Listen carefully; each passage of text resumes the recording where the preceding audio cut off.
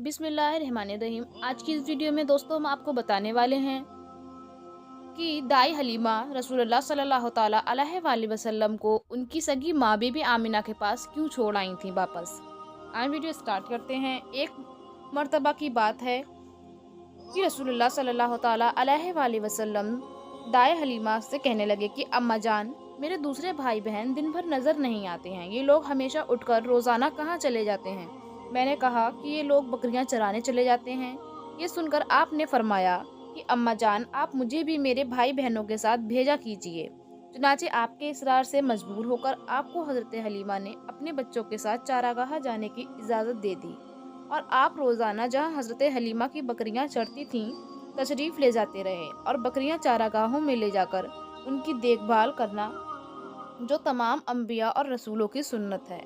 आपने अपने अमल से बचपन में ही अपनी एक खसलत नबुव्वत का इजहार फरमा दिया। शक के शदर कितनी बार हुआ दोस्तों, हम आपको बताने वाले हैं कि एक दिन आप चारागाह में थे कि एकदम हज़रत हलीमा के एक फर्जंद जमरा दौड़ते हुए और हाफते हुए अपने घर पर आए और अपनी माँ हज़रत हलीमा से कहने लगे कि अम्मा जान, बड़ा गज़ब हो गया। मोहम्मद सल्लल्लाहु ताला अलैहि वसल्लम को तीन आदमियों ने, जो कि बहुत ही सफ़ेद लिबास पहने हुए थे, चित लिटाकर उनका शिकम फाड़ डाला है और मैं इसी हाल में उनको छोड़कर भागा हुआ हूँ।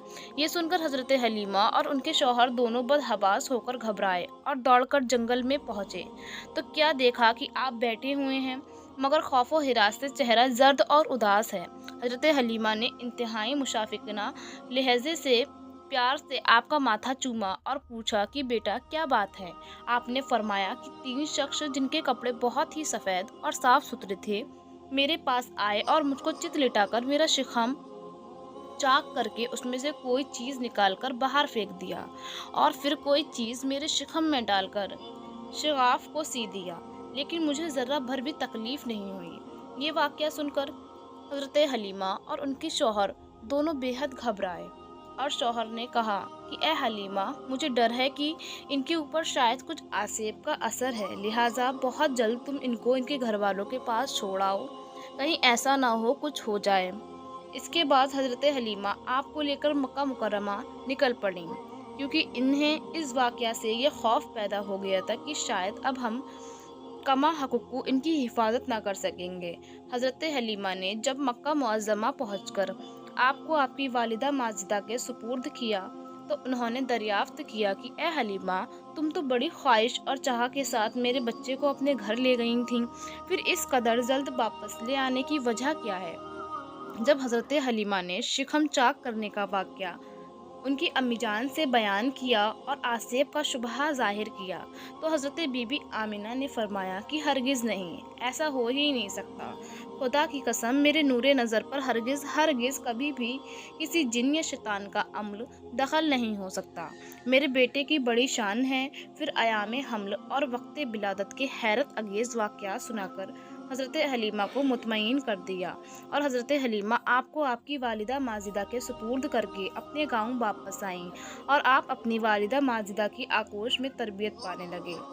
हज़रत मौलाना ने तहरीर फरमाया है कि 4 मरतबा आपका मुक़द्दस सीना चाक किया गया और उसमें नूर व हिकमत का खजीना भर दिया गया। पहली मरतबा जब आप हज़रत हलीमा के घर थे, जिसका जिक्र हो चुका है, उसकी हिकमत ये थी कि हुजूर सल्लल्लाहु ताला अलैहि वसल्लम उन वसवसों और ख़यालात से महफूज रहें उनमें बच्चे मुब्तला होकर खैलकूद और शरारतों की तरफ मायल हो जाते हैं। दूसरी बार 10 बरस की उम्र में हुआ ताकि जवानी की पूर अशोब सहाबतों और ख़तरात से आप बेखौफ हो गए।